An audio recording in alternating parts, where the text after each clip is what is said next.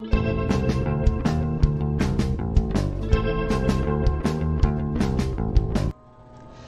everyone, welcome back to my channel. My name is Brittany. This is the Brittany Reacts Show. And on this show we go over all things movie news. So we have a lot to go over, so some stuff that came out last week, but also stuff that came out this week. So this is going to be a bit of a longer stream. Now that I'm only doing one news stream a week, these streams are probably going to be longer. Just word of warning. But I do want to say hi to you guys first before I go on today's stream talking about what we're going to talk about. So hi Natanya, hi WikiBee, hi CD Woods, hi Astronomy, hi Miss Olson, hi Mauricio, hi CD Woods, hi ML, hi Vincent, hi Nate, hi Cheetah Viper, hi B. Allman, hi Ajamin, hi Mary, and thank you to each and every one of you who came to this show early. I really appreciate it. And thank you to everyone who watches this on the replay, because I know not everyone can watch live. So if you're watching this on the replay, I thank you as well. So, what do we have to talk about today? So we're going to talk about Dune 2's box office projections. Dune 2 is coming out this weekend. You guys know I'm super excited for Dune. It comes out on Saturday, so well, no, it comes out today really, but I'm seeing it on Saturday, so I will be giving you my out of theater reaction. I'm actually going to post that on Twitter, not on YouTube, so make sure you're following me on Twitter at Brittany Reacts, because I'm going to post my out of theater reaction there on Saturday. And then on Sunday, we're going to have a whole live stream just dedicated to me reviewing Dune Part 2. So if you want to see my thoughts on Dune, make sure you're here next Saturday. I do see I have a message from Ariana's biggest fan. You've been a member for 5 months. Thank you so much.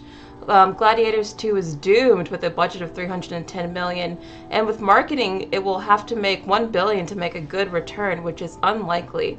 I actually don't have Gladiator as part of one of the things that we're talking about today, but yes, Gladiator 2, in case you guys haven't heard, the budget somehow ballooned to $310 million, which is insane. I have no idea how it's going to make its money back. I thought Gladiator was going to be a really big hit, but I don't know if it's going to be that big of a hit.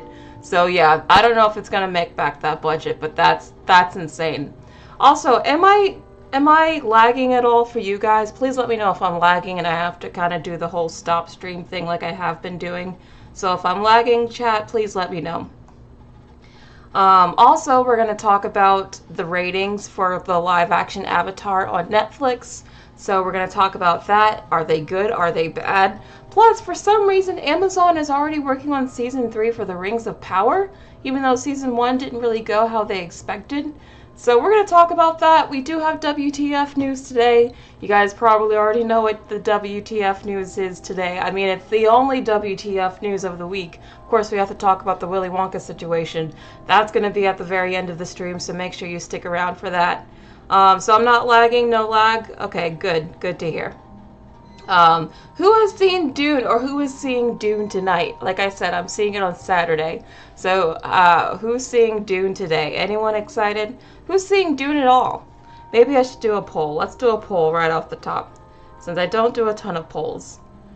Who's seeing Dune this weekend? That's gonna be the poll.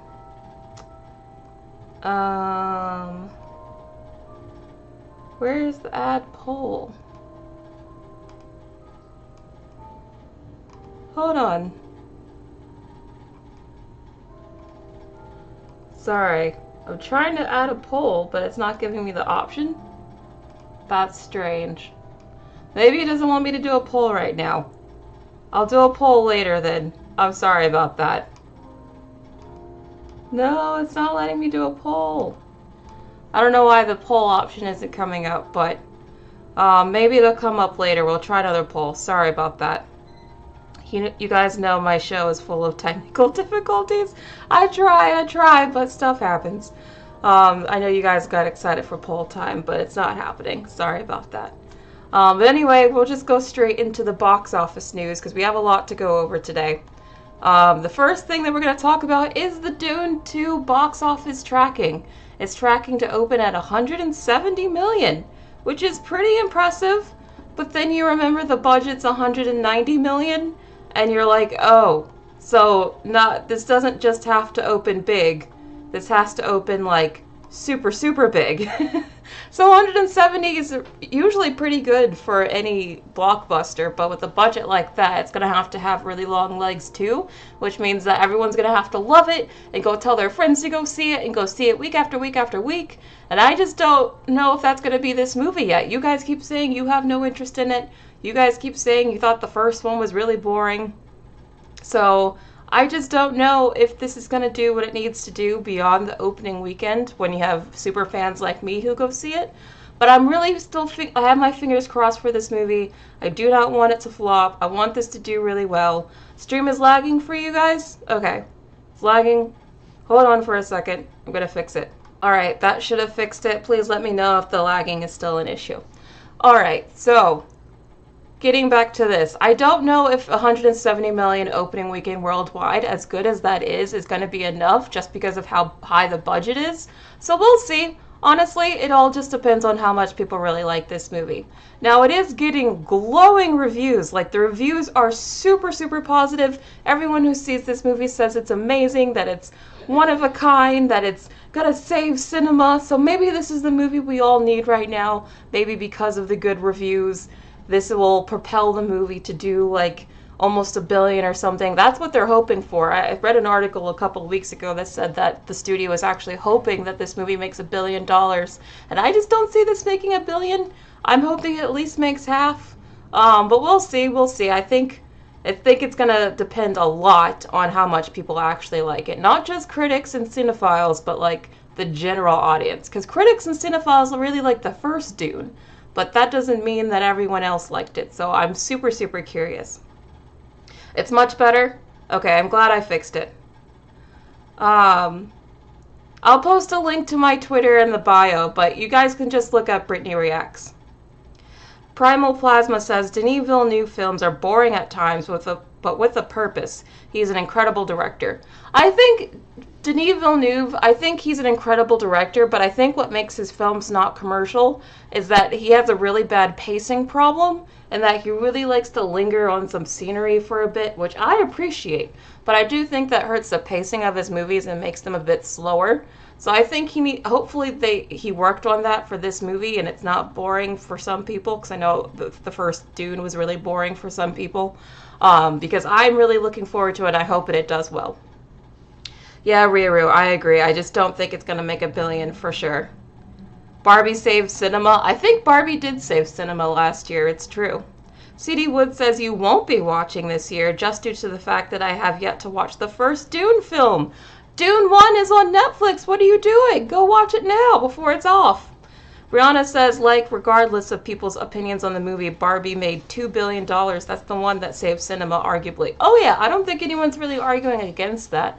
Some people will say Oppenheimer might have done it, but, like, box office-wise, Barbie definitely saved the box office. But anyway, speaking of movies that, well, maybe not did so well, like the opposite of Barbie, we have Madam Web, which fell 61% in its second weekend, y'all. 61%, so it's only making $6 million. $6 million in its second weekend. That's nothing. That's super nothing. And it was already low to begin with in its first weekend, which means that it's basically making no money right now. I mean, no one's surprised. The movie's not very good. Now, thankfully, it only has about an $80 million budget, so it's not going to lose, like, hundreds and hundreds, like probably some of these other movies this year will. Or a lot of the flopbusters last year lost a lot of money. But still, it's going to lose some money. I mean, 80 million, when it's only making 6 million in its second weekend, it's definitely losing money. This is definitely a huge flop.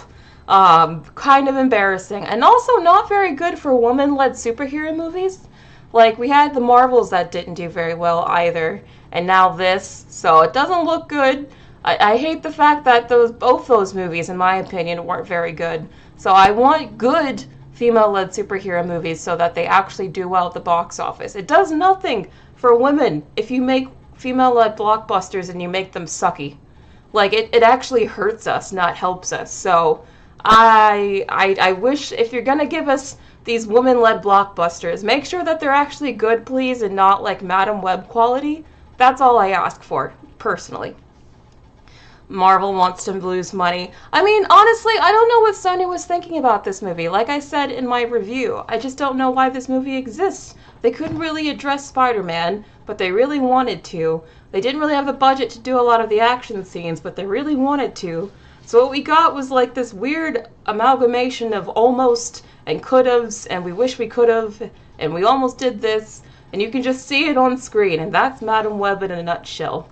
And I feel like that movie was super weird and very frustrating.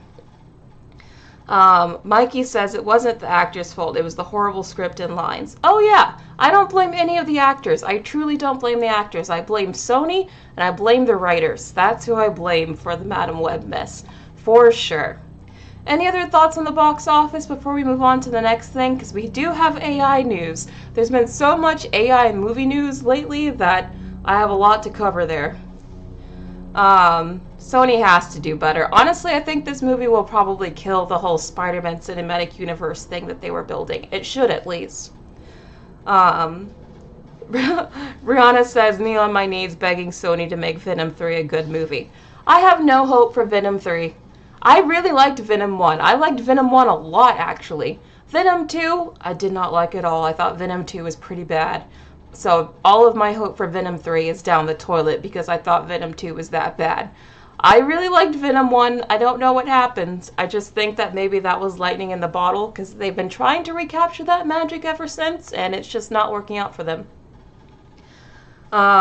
Yes, I covered Sora AI in the last live stream, JDR, but we're going to cover something else actually right up next, so let's cover that now. Wait, that's not AI news. Where is my AI news? There we go.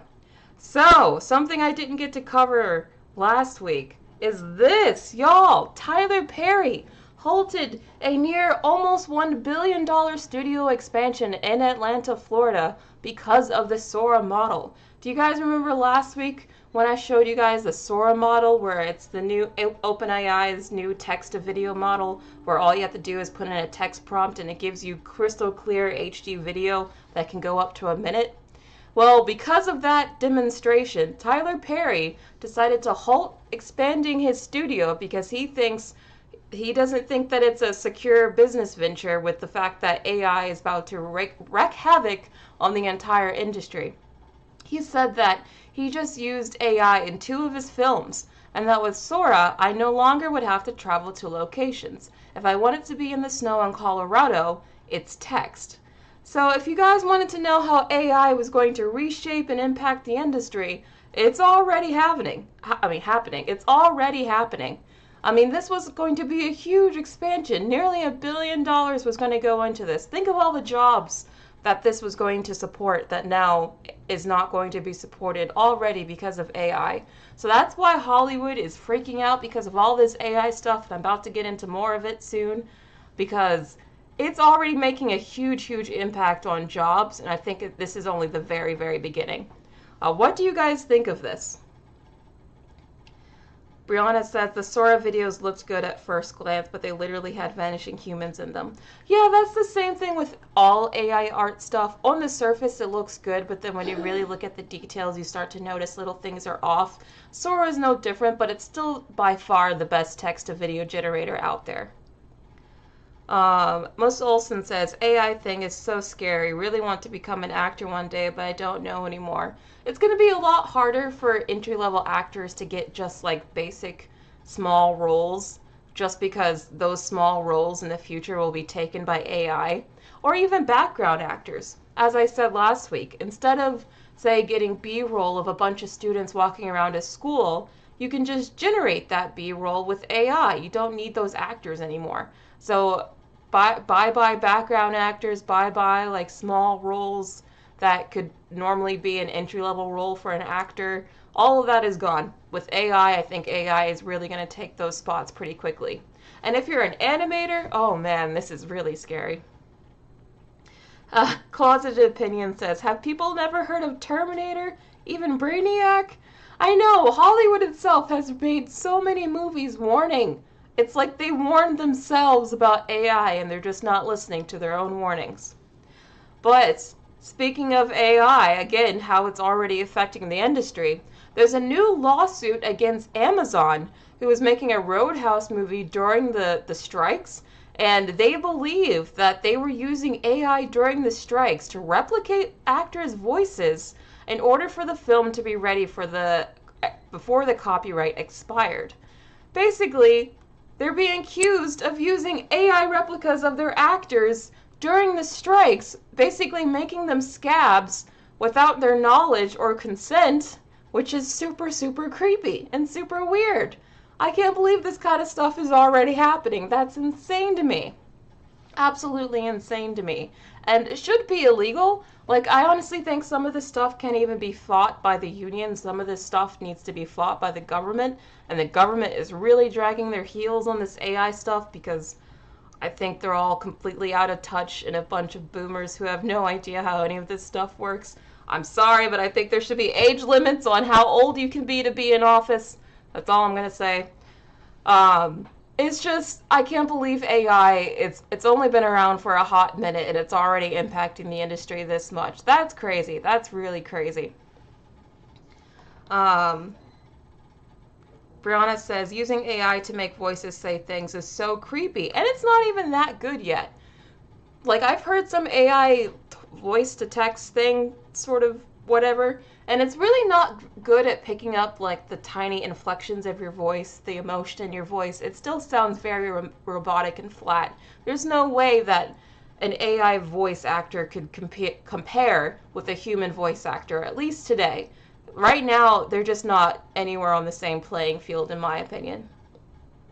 Astronomy says a major problem with our government is that none of the politicians know today's technology well enough to regulate them properly. Yes, that's exactly what I was trying to say. That was illustrated so clearly to me when Mark Zuckerberg was on trial for stealing data, I think, and he got some of the dumbest questions like, how do you make money? And basically, how does the internet work? Like, our government, sorry, this is a side tangent, but like, people in our Congress were asking some of the most asinine questions about, like, basic computer skills. And it's like, oh, this is why they don't regulate anything with computers. They don't use them. They don't understand how any of this works. So, of course, they're not regulating AI because they can barely use a fax machine.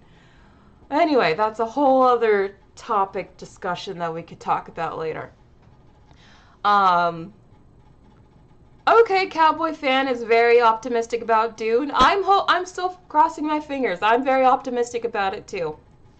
Now, also about AI, this was really crazy to me. To me, this was almost as crazy as Sora, but there's a new virtual studio that allows you to take AI videos and arrange them actually in a story, so it makes the whole, like, short for you.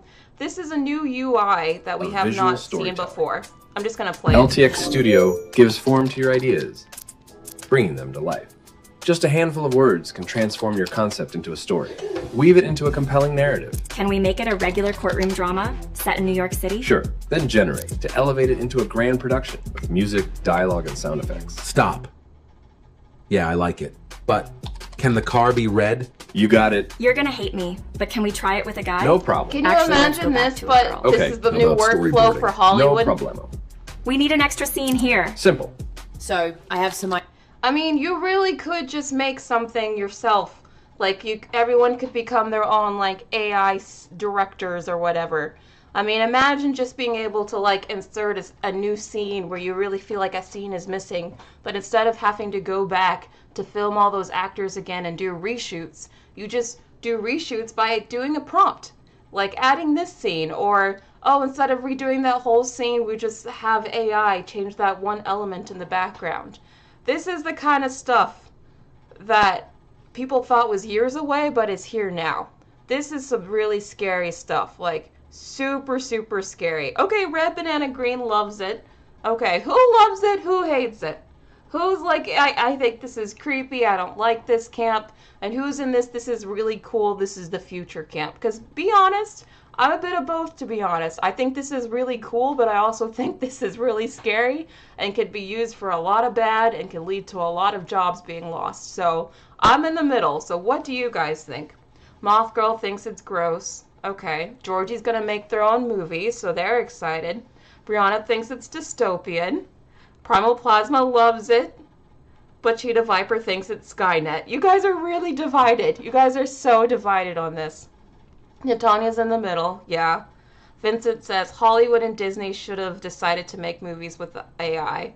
Shouldn't have decided. Oh yeah, I mean, I think that the actors and the writers both didn't get clear enough permissions and like rules set for AI. I think they're all gonna get steamrolled, and by the time they have their next contract negotiations, I think it's going to be too late. There's probably going to be another strike in like 3 years, just because I don't think they got enough restrictions and rules placed on AI. I think they're all going to get steamrolled by then. I really think in the next 3 years they're going to regret not getting more restrictions placed on AI when they were striking, because I really think all of this is coming for them. I'm not even done. They didn't even talk about casting Ideas and about stuff. casting? Okay, Can we talk lighting? sure. You can fix Does the this lighting. thing do titles? How's this? You can do titles. Whatever your creative wishes, LTX Literally Studio harnesses everything. the power of AI. You could do the whole process of a movie, from storyboarding to fixing the lighting and casting, all within this one little studio here. I mean, Hollywood is definitely not prepared for this. No, I mean, I thought this kind of stuff was years away. I can't believe this stuff is here now. Like, crazy, crazy, crazy. And then, speaking of creepy, we also have these things now, something called Emo, which is a program that will allow people to have their mouths be articulated, so it looks like they're speaking something. So you can upload a picture and then either put in a text prompt, or you can upload an audio file, so you can make the picture sound like they're saying whatever you want them to sound. So, oh, that's a full song, never mind. But you can sort of see how the lips are moving. And a lot of these are not trying to do music here. Yes. One. And in Okay. this manner. He was to imagine me his love. This one's really crazy. I'm not going to play the audio, but just look at the face. Look at how real the face looks. Look at how the emotion she's singing. She's closing her eyes when she's singing, like she's really into this song. I mean, this is really, really crazy. Just take any photo and you can make it come to life. Kind of like Harry Potter. Like, look at this one. This one, he says, "Why so serious?" It's pretty cool, but also terrifying. Why so serious? I mean... Are you guys impressed, or are you just creeped out? I really want to know what you guys think. Brittany wants to go in her bunker. Yeah, I mean, right now, there's a bunch of Silicon Valley tech bros that are building bunkers right now in, like, New Zealand and Hawaii, like Mark Zuckerberg and I think Jeff Bezos. So they obviously know something, because they're all building bunkers right now. Okay, some of you think this is dystopian. Yeah. It's like Terminator. It's like the beginnings of a sci-fi movie. That's what I feel like we're in right now. We're in the beginnings of some weird sci-fi movie. I mean, the one here of Audrey Hepburn is super, super good, but also, like, it's almost too accurate. It's kind of like Harry Potter with the moving pictures. That's what we're going to have now. Imagine in the future, we have a bunch of moving pictures that are attached to AI, and you can talk to the picture. Like, so imagine, okay, now we're really going out there, okay? Just imagine that you have a picture of a deceased loved one, right? And you put it on your desk. And that picture is actually loaded with AI, so an AI chatbot, say. And with the power of this kind of technology and the chatbot, it can make it seem like you can talk to that photo, and the photo will actually talk back to you, but it'll be a loved one. That's the kind of future we're heading towards. That sounds super crazy. I know it does. It sounds super dystopian. But with this technology, you could do that. And again, it's kind of like how it is in Harry Potter, how you can, like, talk to a painting. I think that's what we're going to have in the future. Anna Bear says they already have it on IG. Oh, that's creepy. Romance scammers are going to love this. Scammers of any kind are going to love this. Don't trust anything in the future, because it could very well be a scam. Ajamin says, I started to see AI ads by big companies and it makes me really sad. It literally has no soul. Which company was using an AI ad? I'm really curious. Primal Plasma says, some people are going to freak out, literally lose their minds.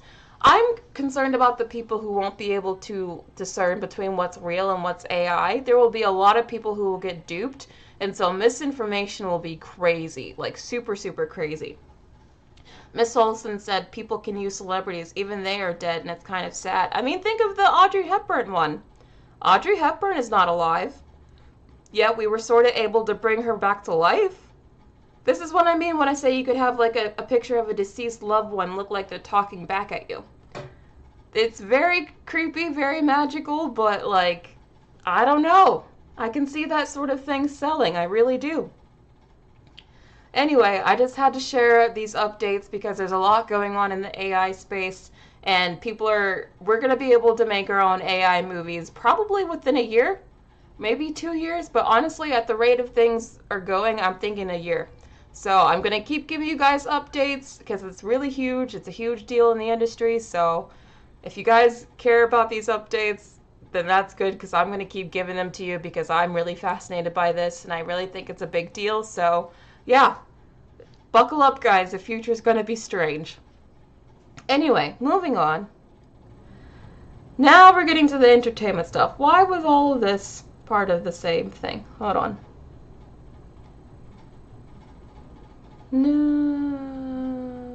No, that's the WTF news. Okay, this is the right thing. Okay. So, speaking of Dune coming out this weekend, Denis Villeneuve, he really wants this brand of being like a well-respected auteur director. And he's so talented, he really could get that brand and become the next Christopher Nolan all on his own. But he really thinks that becoming an auteur director means he has to say auteur director stuff. And he's coming across sounding like a pompous, pretentious fool. That's really the only way I can describe some of these quotes he's been saying during the Dune press. Let me describe. So this is one of the quotes that Denis Villeneuve says. So he said, movies have been corrupted by TV because I'm not interested in dialogue at all. Pure image and sound, that is the power of cinema. Frankly, I hate dialogue. Dialogue is for theater and TV? I don't remember movies because of a good line. Now, what in the world is he talking about? I don't remember movies because of a good line? Dialogue is only for TV and theater? What is he talking about? I know so many movies just because they're so quotable and the script is so good. I mean, heck, we just had a Mean Girls reboot, all because the first Mean Girls was so damn quotable. So what are they talking about? Dialogue is for TV and theater. This is like one of those quotes where I think in his mind he sounded much smarter and more like auteur than he actually sounds. When it sounds like he's just dissing an entire art form that doesn't even make sense. Like, it sounds like he's dissing cinema, honestly, because what does he mean it's not about dialogue? I find this entire quote to be ridiculous, to be honest with you. I think this entire quote is like, he's trying too hard to be seen as some serious director, and it's coming across as, okay, dude, what are you talking about now? I need you to rein it in a bit. This makes no sense. Okay, so you guys are with me? This quote is a little cringe. I think this quote is very, very cringe. I'm glad the chat is agreeing with me here. Ellie says that's crazy. A lot of pop culture references come from film. Is he insane? Maybe. Maybe all that time in the sand made him go a little crazy. I don't know, because what is he talking about?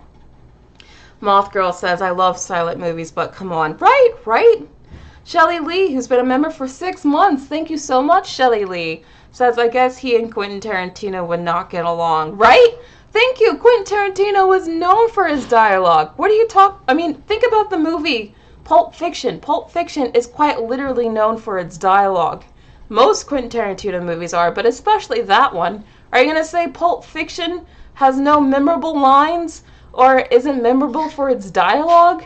Are you really going to make that argument? Because I think every film school teacher in the country would disagree with you. So I just thought this was crazy. And then he had another crazy comment. where he says that young people want longer films. If they pay, they want to see something substantial. Think of Oppenheimer. It is a 3-hour rated R drama about nuclear physics, but it's mostly talking. The public was young. That was the movie of the year by far for my kids. Now, I don't think... Okay, here's my theory on the whole kids and attention span thing. I know the prevailing theory right now is that kids have very short attention spans and they can't handle longer movies. That's not what I'm disagreeing with him on here, because I actually don't think that's true. Because kids will sit in front of a podcast on YouTube that's like 3 hours long, and they can watch it just fine. They don't have a problem with that. I think it's not just about the length of a movie. I think it's how the movie is edited and put together. Yes, Oppenheimer is 3 hours long, but Oppenheimer is also edited in a way that it's in sections. Like you have the first section that's like the lead up to them getting to the town where they work on the bomb, and then they have the second section which is about them being in that town up until when they detonate the bomb, and then they have the whole last act which is all about the trial. So every act, it's like setting up a whole new mini story. So I feel like Oppenheimer, even though it's very long, it does a very good job at breaking itself up, so it feels like 3 mini stories rather than 1 long story. So that's why I feel like Oppenheimer did really well, is because it was in that format. I haven't seen Dune 2 yet, so I don't know if it's in that format, but I don't think it's just about, oh, they like 3-hour movies because they liked Oppenheimer, because I think it's very much about how it's cut, and Oppenheimer was cut in a way that made it more engaging. So that's where I disagree with him on this comment. What do you guys think, though? Yeah, Anna Bear, I agree. As long as the content is good, yeah. Kids are multitasking, exactly. Kids can definitely handle more than I think people say. It's just about whether the content is engaging enough specifically. Okay, Cowboy Fan says these Gen Z kids have no attention span, so you completely disagree with me. That's totally fine.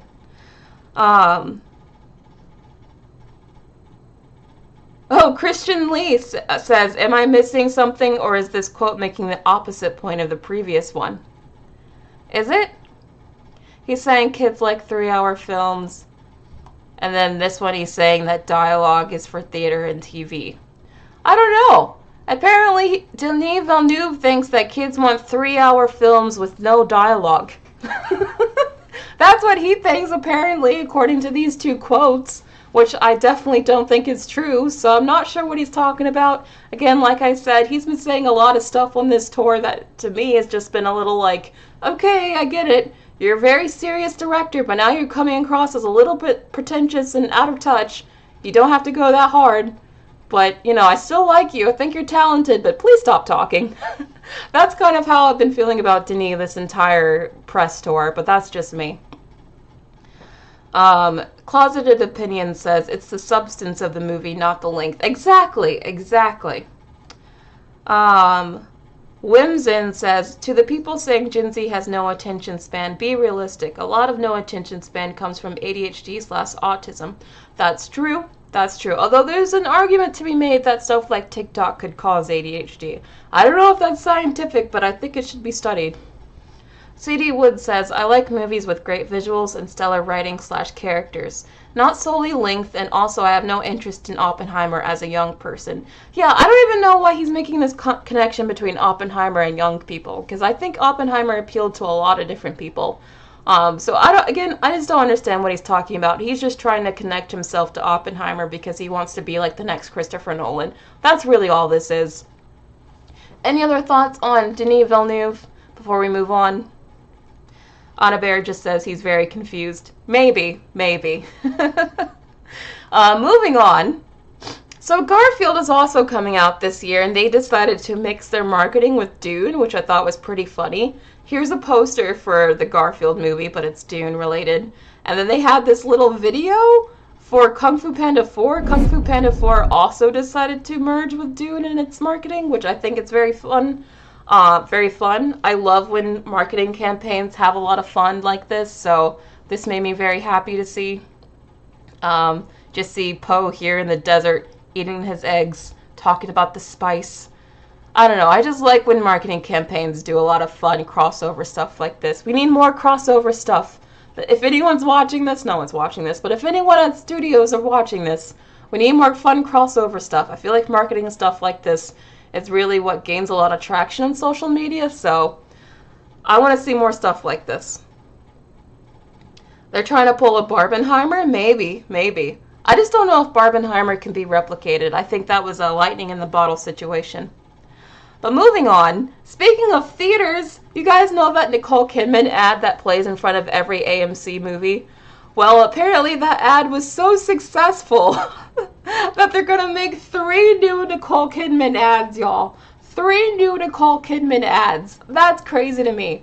Did you guys even know that they made a Loungefly bag for this one commercial? You can get a Loungefly bag that's like in the suit that Nicole Kidman wears. That's how successful that Nicole Kidman ad is. Every time I go to an AMC theater and they play this ad, people in my theater clap. People clap, they holler, they cheer, some people stand up. People love this thing. I don't fully understand it, but I kind of love the love.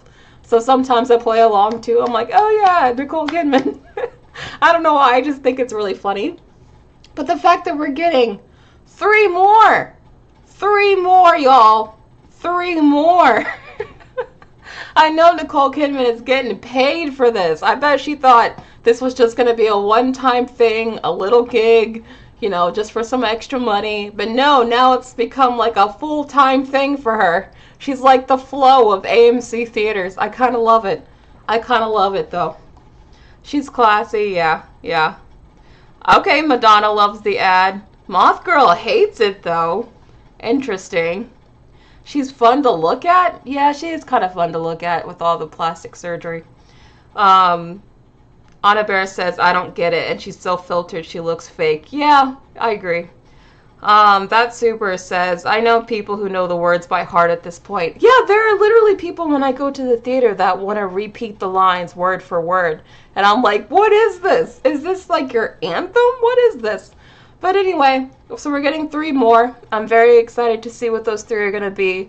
And if they're going to top the first one. I doubt it, but we'll see. Moving on. Oh, God. Y'all.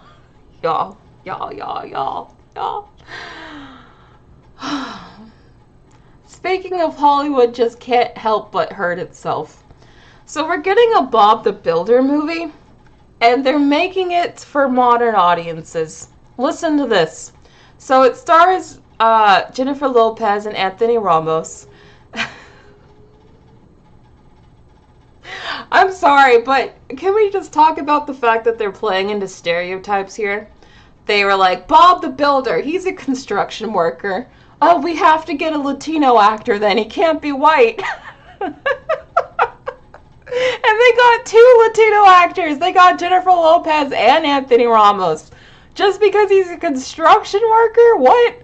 But anyway, they're making this into an entire, like, I don't know, cultural heritage thing now. Because the film follows Roberto. The film follows Roberto, aka Bob, who travels to Puerto Rico for a major construction job and digs deeper into what it means to build. I'm sorry. I read this description and laughed out loud. I'm so sorry. Roberto? And really? They were like, oh man, this is about a construction guy. We gotta go for the Latino market. Like, what, the stereotypes, I want to know the mental path they went on to come up with this.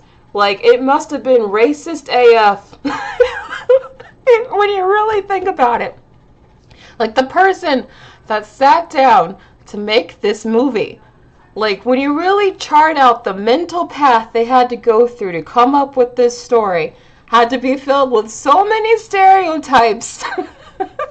Be like, low-key so woke it ended up being racist.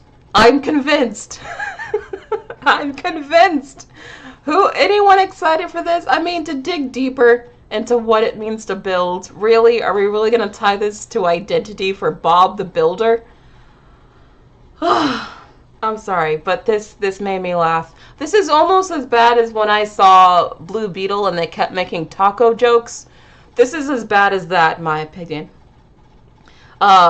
Whimson says it's got to be AI generated. Unfortunately, it's real. It's very real. Fabrizio says, I'm Hispanic and I do not want Hispanic Bob the Builder. I just think it's really funny that they're like, oh, because it's about a construction worker, we gotta make him Latino. Like, I just feel like there's just layers of thinking here that had to lead to that conclusion. You know what I mean? The reboot would be so interesting. It'll be interesting for sure. No one asked for this. Yeah, it is hilarious to me. Very much hilarious. This is how Hollywood does representation, and they're very bad at it. They're so bad at it. Cheetah says, Check Santos says, I'm so glad that Brittany is back, otherwise I wouldn't have heard about this train wreck. Yeah, I'm glad I could tell you guys about this train wreck. I hope we hear more about it. I want to hear everything there is to know about this movie. I actually will probably end up seeing it, just because I gotta see this thing. What do you mean he learns about what it means to dig deeper? To Bob the Builder! Anyway, this is like the equivalent, I'm sorry, but this is like the equivalent of like, I don't know, this was about if Bob the Builder, instead of being a construction worker, he was like a shoemaker and they made him black and they made it about him making sneakers or something. Like, this is like that. But anyway, I just found this to be really funny. Moving on to the next thing. A sequel to Teenage Mutant Ninja Turtles, Mutant Mayhem. My god, this title is way too long. You guys are getting a sequel to the TMNT movie, basically. It's coming out in 2026, so very far away. But I know a number of you guys really like the first one, so this is for you guys. You guys get a sequel. Happy for you. I thought the movie was just okay. I'm not really into Teenage Mutant Ninja Turtles, like, at all, pretty much. They're just not really something that I gravitate towards. So I don't really care about this, because I thought the first movie was just okay. I don't have any sort of nostalgia for the property. But I know many of you guys do. So what do you guys think about this? Are you looking forward to a sequel? Do you think this movie needed a sequel? Do you think this is the kind of thing that should have just been a one and done type of movie? Or, I don't know. What do you guys think? Yeah, 2026 is very far away, like super far away. I know Shelly Lee says, how was that not WTF news? It could have been. It could have been. He looks like Dora the Explorer. What? The turtle? I don't know. Okay, Lilico likes TMNT. Alright, CD Woods is glad they're making a sequel. Vincent says this sequel will work, not Frozen 3. Interesting. So some of you guys are really excited for it, so that's good. I know not a lot of you would be, so that's why I decided to bring it up. Anyway, moving on to the next topic. Speaking of sequels, Ulihi, I'm not really sure how to say her name, sorry. Carvalho and Dwayne Johnson are both returning for Moana 2.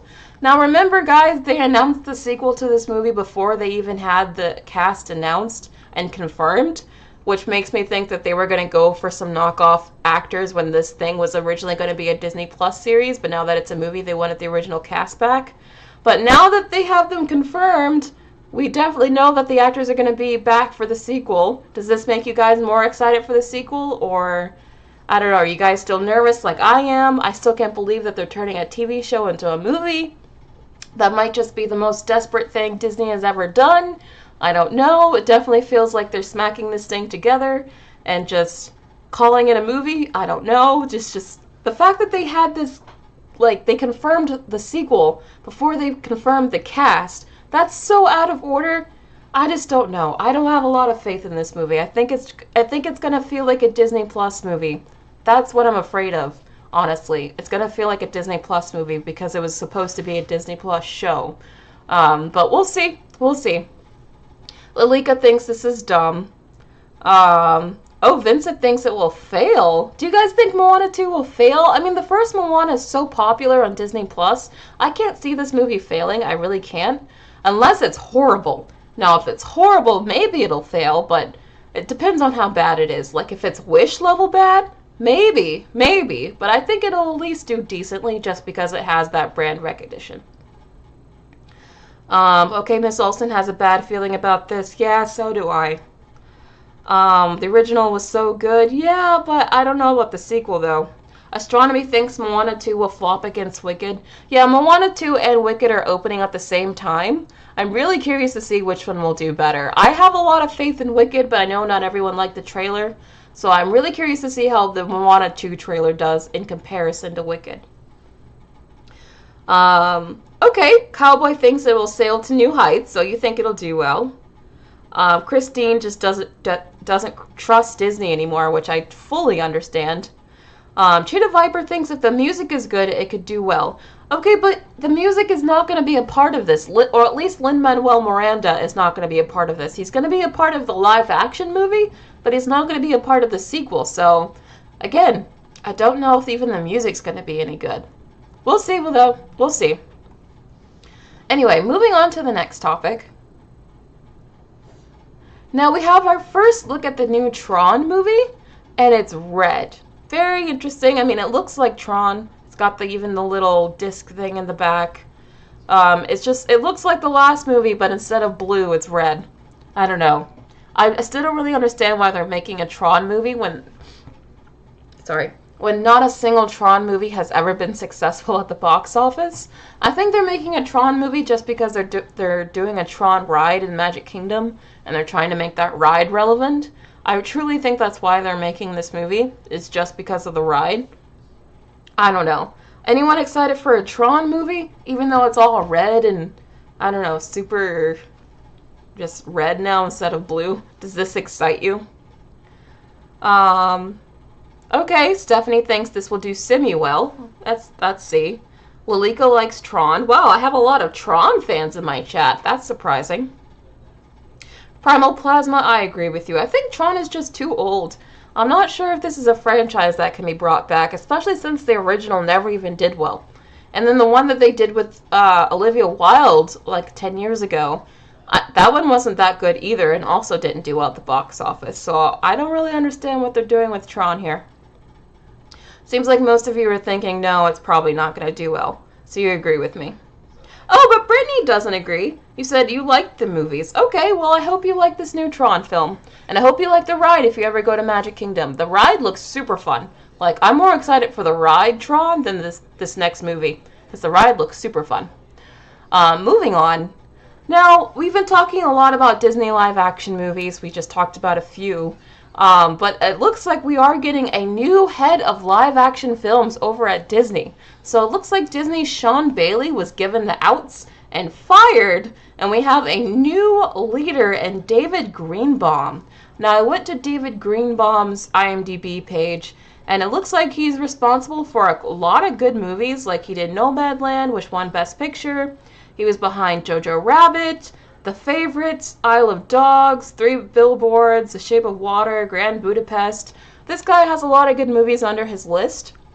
So this gives me some hope that with the new head president over at Disney Live Action Movies that we might actually get some good films now that aren't just remakes and reboots. So this makes me really happy. I feel like this isn't the only person that's going to get fired from Disney. Like, I feel like the head of Pixar and the head of Disney Animation might get fired as well.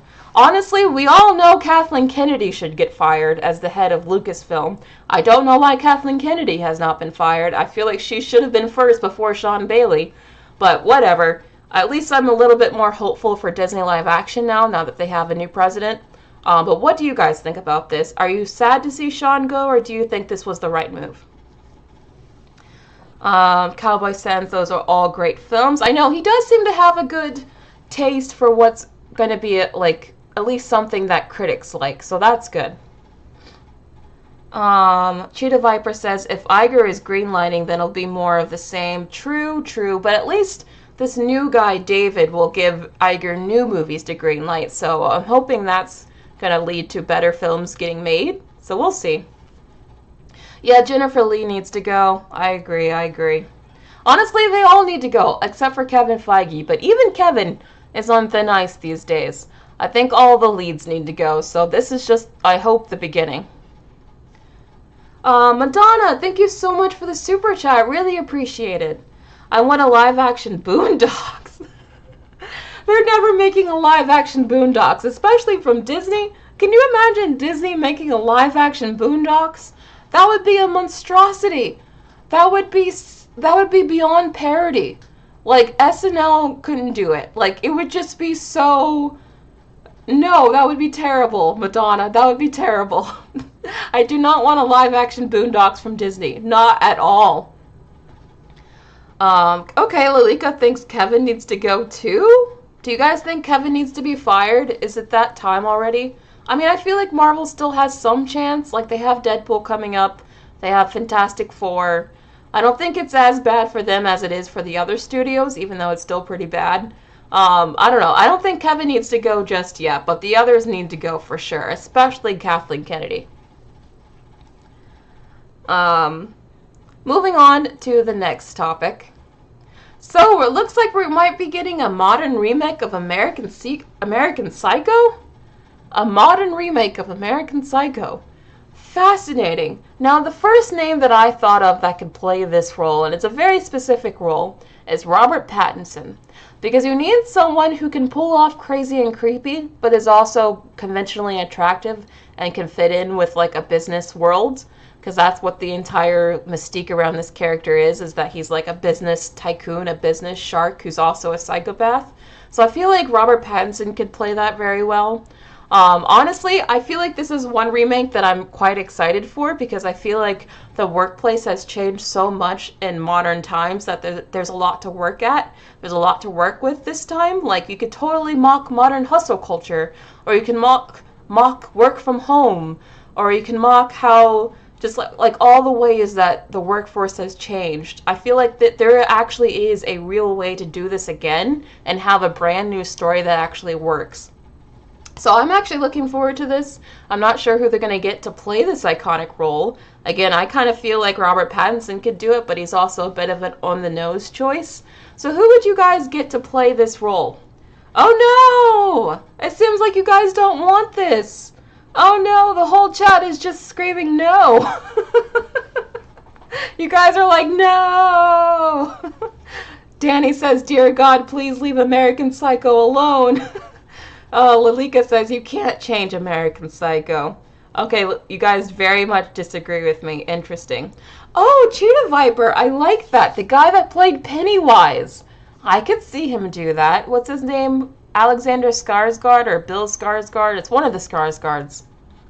I could see him doing it. Who else? Oh God, you guys are saying it's gonna be a woman. No, they won't make him a woman just because that would make her too evil. They won't do it. It's definitely gonna be a man, and it's probably definitely gonna be a white man too. Shelley Lee says I'm on the side of no. Yeah. Okay, well if you guys don't want it, I'm gonna stick with my Robert Pattinson casting decision because I feel like he could actually pull it off. But I'm actually looking forward to this. I don't know. I feel like there's a way to really have a new take on the modern Office that could make this movie interesting. So I'm looking forward to it. Moving on to the next topic. Thunderbolts is actually filming. Now, even Florence Pugh was just talking about like a week ago saying how she wasn't sure this movie was actually going to be made. So now it seems like it's definitely getting made because they're filming. Now, I have no idea how this movie is going to do because I feel like the Thunderbolts is filled with a bunch of B and C and even D-list actors. Not just actors, but also characters. Like, we have the freaking... I don't even remember his name, but I know he's from Falcon and the Winter Soldier. But, yeah, the fact that I don't even remember his name is pretty bad, and that show came out many seasons ago. We also have the Red Guardian, which David Harbour, I really like David Harbour, but last we saw him was in the Black Widow movie, and that was several years ago.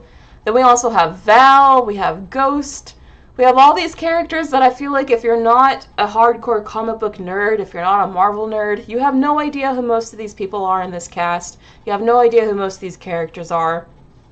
There's like copious and copious amounts of homework that you have to do to even know who these characters are. So I just feel like this movie's going to be dead on arrival. I can't believe that they're actually filming. I feel like this is one of those movies that should have just been canceled. But what are you guys thinking? Are you actually excited for Thunderbolts? Do you think this movie has any chance at all at doing well? Or do you think, like me, this movie's pretty much dead on arrival? Because I just can't see it. I mean, we already learned from the Marvels that people will just not do the homework that they need to do in order to see a movie. And this movie requires even more homework than the Marvels did. So I just don't see this movie doing well. U.S. Agent, thank you. I forgot. Prototype says, but when is it going to come out? Are we going to have a dulge of Marvel content again? The show will get drowned out.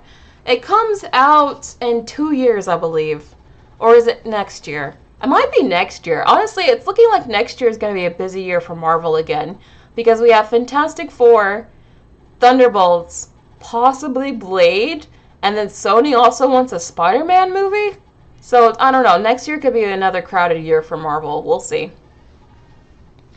Yeah, Anna Bear says, I don't know any of these characters. Alan thinks it's dead on arrival. Anise says, I like the Black Widow movie and Winter Soldier, so so you're looking forward to this. So that's good. We have at least one person who's looking forward to this. Lalika is not. Rai Noel says they're too unknown. Yeah, that's my thing. They're just way too unknown of a character. All of them are just way too unknown. I really think this movie's dead on arrival, but we'll see, we'll see. I know a lot of people who read the comics seem to be really excited for this, but as someone who doesn't read the comics and don't know them at all, I just don't think that like any non-comic book reader cares about this movie at all. So that's my prediction for this. Anyway, that's the cast. Pretty good cast, but again, not enough like super A-listers here to really carry it. Now, speaking of A-listers, Joker 2 is coming out soon. Well, not soon. It's coming out in September at the Venice Film Festival, which means they really want this to be an Oscar movie. If you premiere at Venice Film Festival, then that means you want to be a serious movie. You want to be taken seriously. You want to be considered for an award. That's what that means when you premiere at Venice Film Festival. So, this means that Joker 2 is angling for Oscars. I honestly think Lady Gaga and Joaquin Phoenix could walk away with a nomination. I don't know about when, but I actually think both could get a nomination for this. Anyone looking forward to Joker 2, and do you see this movie being an Oscar film? Because the first one was an Oscar movie. It got a lot of nominations, even Best Picture, I believe. So if this movie didn't make as much money, nor did it get any Oscar nominations, it would be a huge embarrassment. So honestly, it kind of has to get at least a few nominations to match the first one. So I'm sure they're hoping that this movie is as well received by critics as the first one. But what do you guys think? Do you guys think this will be an Oscar movie? Do you think the musical aspect will help this movie or hurt it? What do you guys think? Yeah,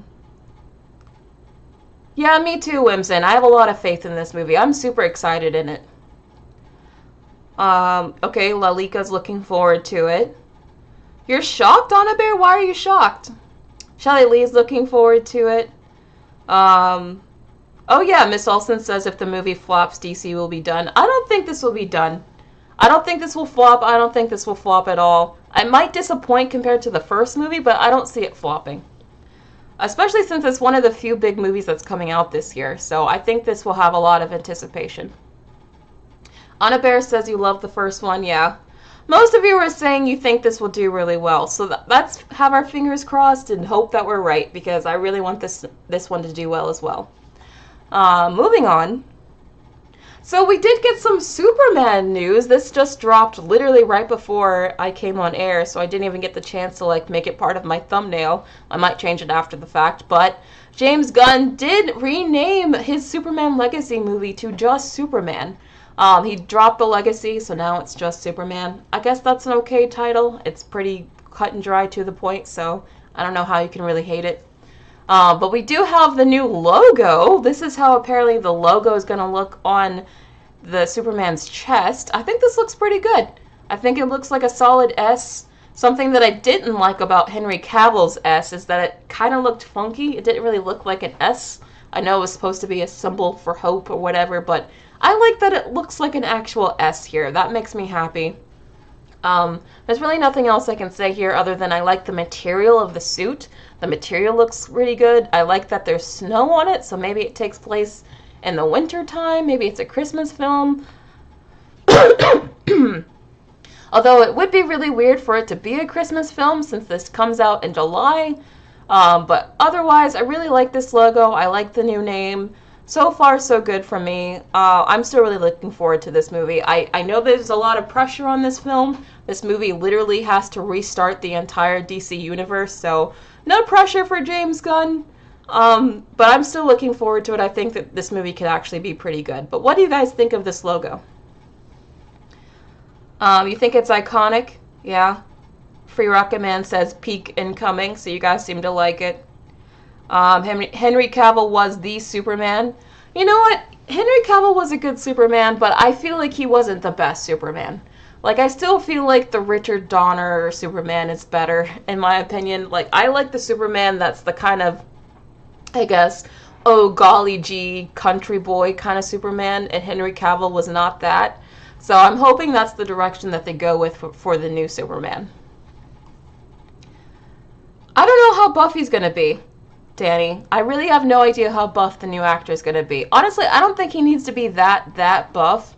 Unpopular opinion, I guess, because Superman is just supposed to have inert strength. So I guess it's fine if he's not super, you know, buffed out, but everyone's going to be comparing him to Henry Cavill, who was super buffed out, so we'll see. I hope he doesn't take too many drugs. Yeah, okay, Christopher Reeves was the best. Yeah, a lot of people still think Christopher Reeves was the best. Do I think that the logo looks like AI? No, I don't think it looks like AI. I think someone actually did this. Okay, for Rocket Man says Cavill wasn't it. He was pretty divisive. Not everyone liked him. But it seems like most of you guys like this symbol. I mean, it's pretty straightforward. It's pretty iconic. It's like a classic symbol of, I think, the classic Superman logo. So I think they're going for the classic good boy that I really like about Superman. So this makes me happy. I like the logo. I like the new name. It's all good for me. Moving on to the next topic. So we finally have some results for the ratings for the new Avatar series on Netflix. And apparently, the show debuted with 21.2 million views in the show's first 4 days, which is a 15% increase from the One Piece premiere. Now that's pretty good. That means that it did better than One Piece, and One Piece was also pretty big, and that got a second season, so maybe that means that this will get a second season too. Now, even though this is good and better than One Piece, it's still a little bit less than I was expecting. I really thought Avatar: The Last Airbender was like something that everyone was gonna watch. Like, I thought it would be like a Wednesday level hit, but it's nowhere near Wednesday. Wednesday actually got 341.2 million hours in the first week. So 341.2 million compared to 21.2 million, and you can see that it's nowhere near the size that Wednesday was. Now, I thought that Avatar was big enough to be a Wednesday kind of movie, or a Wednesday kind of show, but it's not. I don't know why, but it's just how it is. But yeah, I mean, it's doing okay. 21.2 million is still pretty good, especially for it to be better than One Piece, but I really thought it'd be bigger than this, not gonna lie. And to be honest, for how expensive this show was, I'm willing to bet Netflix thought this would be bigger too. But what do you guys think? Do you think this is about what you expected? Is it more than you expected, less than you expected? What do you think? Rachel says, good for them. Oh, Lalika thinks it was trash. You know, I just watched the second episode right before I started airing this, and I have to say, the acting is what's holding it down. Some of the acting is pretty bad and pretty weak. I feel like if they just got better actors and this whole thing was casted better, I feel like the whole show could have been a lot better. Some of these actors are really letting the show down, in my opinion. A lot of you guys can't wait for One Piece Season 2, so that's great. That Super says it seems about right. Yeah. Astronomy says, from all the hype, it's much less than I expected. The live action is divisive. Yeah, that's what I'm saying. For all the hype that was around this show, it's a lot less than I was expecting. So, I don't know. I feel like a lot of the hate for this show must have really affected it. Yeah, Anna Bear, I thought it would do more too. Okay, Lalika thinks it's bad. Interesting.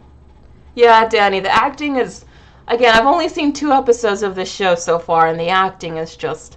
It's really not great in some areas. Some people are okay, but in others it's like, oof, this is like stage beginning high school theater acting.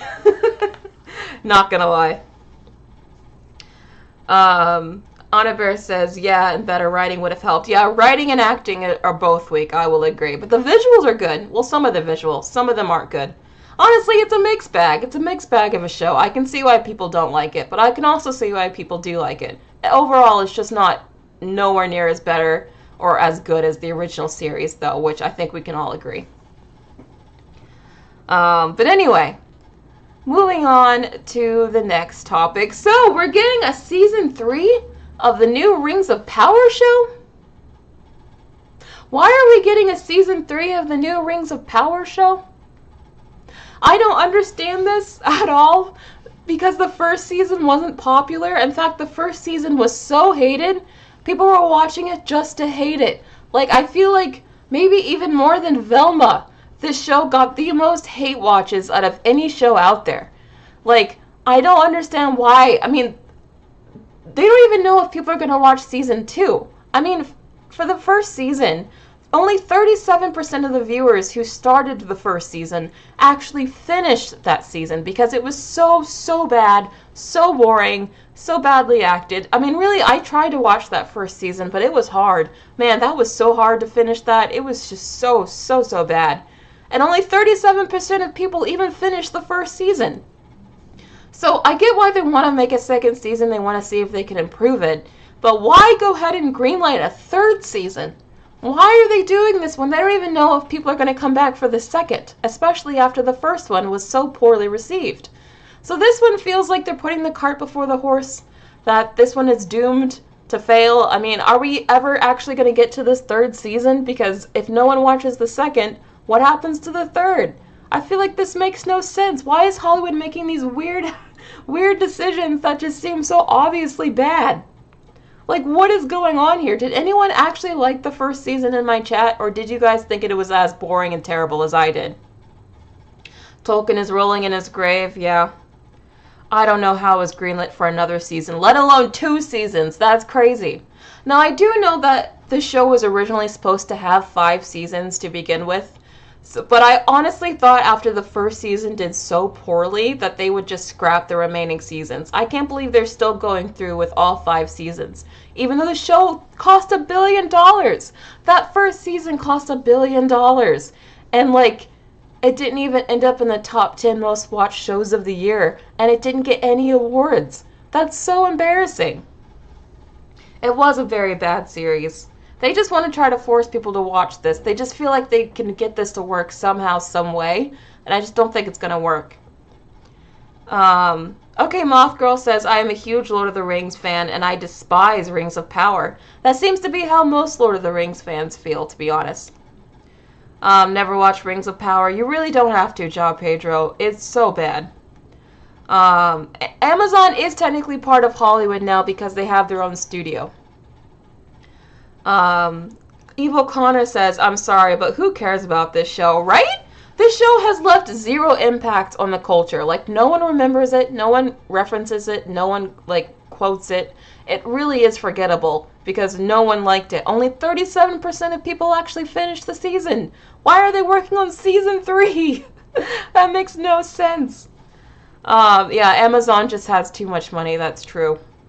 Noah says it doesn't have the same humor. Yeah, I mean, it doesn't have a lot of things. Really. I'm not even that big of a Lord of the Rings fan, but even I can see that the show is a huge step down from the movies, so I don't know why they're doing this. I think this is weird. I think this is going to blow up in their face. They should see how well season 2 does first, but what do I know? I just cover this stuff. I don't actually make it, but we'll see. I'm still going to watch it, though. That said, I'm still going to watch season 2 because I have to hate watch it so I can tell you guys about it, obviously. Maybe I'll hate watch it like I did Velmo. Who knows? We'll see.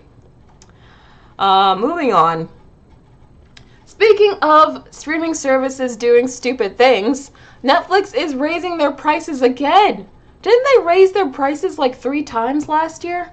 They keep raising their prices many, many times. At this point, it's going to be like $50 a month just to have Netflix. I mean, it can't keep going up forever, right?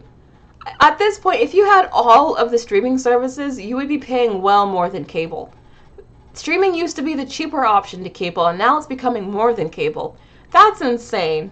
Is anyone else going to keep subscribing to Netflix because of this? Is anyone going to unsubscribe from Netflix because of this price hike, or are you guys all going to keep staying subscribed?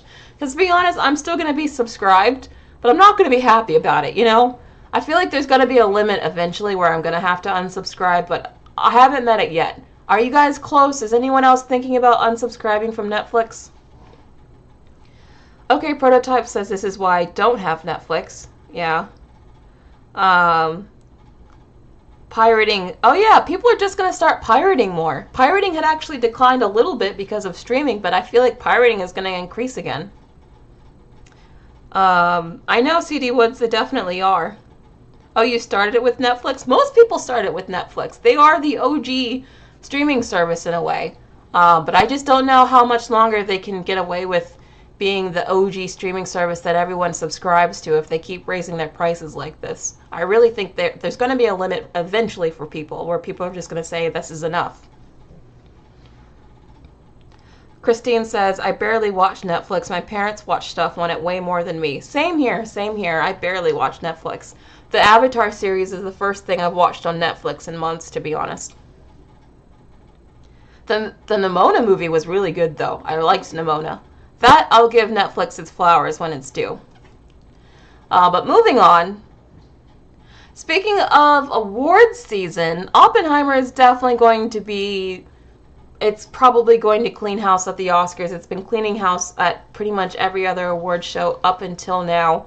Oppenheimer has won the PGA, which is the Producers Guild Award, the DGA, the Directors Guild Award, and the Screen Actors Guild Award. So all that's left is the Oscars. So it's pretty much won the big award at all the major award seasons coming up to this one, except the Oscars. So it's pretty much written in the cards. It's written in the stones. It's written that Oppenheimer will definitely win Best Picture. It would be a shock if it didn't win Best Picture at this point. It's won all the other awards previous to the Oscar that says it's going to win the Oscar. So, yeah. Anyone else upset or happy that Oppenheimer will likely win Best Picture because it's keep winning all these other awards? I'm not shocked. I feel like Oppenheimer is the kind of movie that Hollywood really wants to be known for. Grace said that in one of her videos, and I feel like that's very, very true. Because it's very slick, it's very fashionable, it looks expensive, it's got big Hollywood actors in it, it's a very serious drama, half of it's in black and white. It's the kind of movie that Hollywood really wants to be known for instead of, IPs and sequels and remakes and blockbusters, even though this movie became a blockbuster. So I can see this movie winning Best Picture just because the industry really wants to reward it for being this serious film that somehow made a lot of money. And I feel like that's why it's getting all these awards. But what do you guys think? Do you think it deserves to win Best Picture? Why or why not? Okay, Anna Bear doesn't care. Metaplastic thinks it deserves it, yeah. Evil Connor thinks it was super boring. Yep, Prototype says the Oscars is going to be Oppenheimer's night for sure. Moth Girl says it's going to sweep for sure. Yeah, so most of you guys are agreeing it's definitely going to sweep. I don't think anyone really has a problem with it, even if you... Okay, I don't really care for Oppenheimer. You guys know that. I did not care for the movie. But I can understand on like a technical level that it was well made and that this is the kind of thing that Hollywood wants to be known for. So I understand it winning Best Picture and I accept it even though I don't care for the movie. But it seems like a lot of you guys feel the same way. So yeah, this is definitely winning Best Picture. You guys can, if you have any sort of wager at your Oscar parties at home, write this in because it's definitely happening. But anyway, Moving on to WTF news, we have to talk about the Willy Wonka immersive experience, because what in the world? You guys have heard about this, right? You guys have heard about the Willy Wonka thing? Because if you haven't, I'm about to walk you through it. Because what in the world was this? So firstly, the Willy Wonka experience, it was in Glasgow, and it was called, the police were called after children were left in tears upon seeing the quality of this warehouse event, where they each had to pay $45. They paid $45 for this! So if you guys don't know, in Glasgow, there was this warehouse event where it was advertised that kids could basically go into like Willy Wonka's chocolate factory and they would have all these fun event stuff for kids. But when they went into this warehouse, it was super creepy. They kept trying to scare the kids, and it looked very cheap, as you can see in these photos, and it was a huge disaster. It was basically like the Fire Festival, but for kids. And like, just, here's this video. Look at this. Look at this mess. Why were they scaring the kids? The kids were crying. The poor kids were crying. And like, they paid $45 a kid for this. For this. Look at this. It's just a warehouse. They had nothing. They had nothing. And then you have this woman who the parents described this table as a meth lab. Who apparently she was only able to give out 3 jelly beans per kid because they were running out of jelly beans. And she's become a whole meme. I even put her on my thumbnail because I thought she was funny. And then we got this guy. Apparently the actor behind this is named The Unknown. Not the actor. The character is named The Unknown. I don't really know why they felt the need to scare all these kids, but I guess maybe they were trying to think of like the original Willy Wonka, how that was supposed to be a story about scaring kids into being better. Maybe that's what they were trying to do, is just try to scare these kids in the same way that Willy Wonka scared the kids. But I don't know, this comes across as more of like a Halloween type event, and I don't think this was supposed to be a Halloween event. So it just ended up being like the kiddie version of Fire Festival essentially. I just thought this was so funny. Like, look at these poor kids. Look at these poor kids.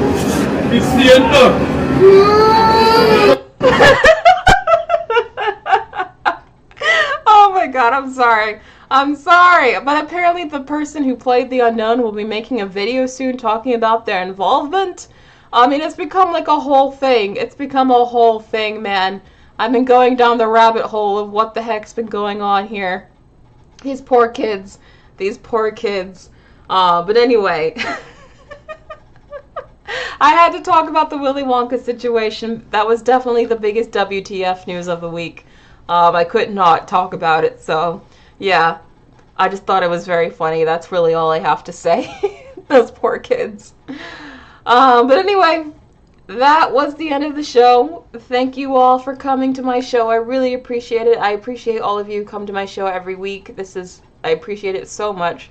Again, I will be seeing Dune on Saturday, so look out for my out-of-theater reaction that I'm going to post on my Twitter page. So look out for that on Saturday. And then on Sunday, I am going to be posting a whole live stream just dedicated to reviewing Dune. So if you want to see my review for Dune, make sure you're back here on Sunday at 1 p.m. Eastern Standard Time. Thank you for a good show. I love talking to you guys, and I'll see you on Sunday.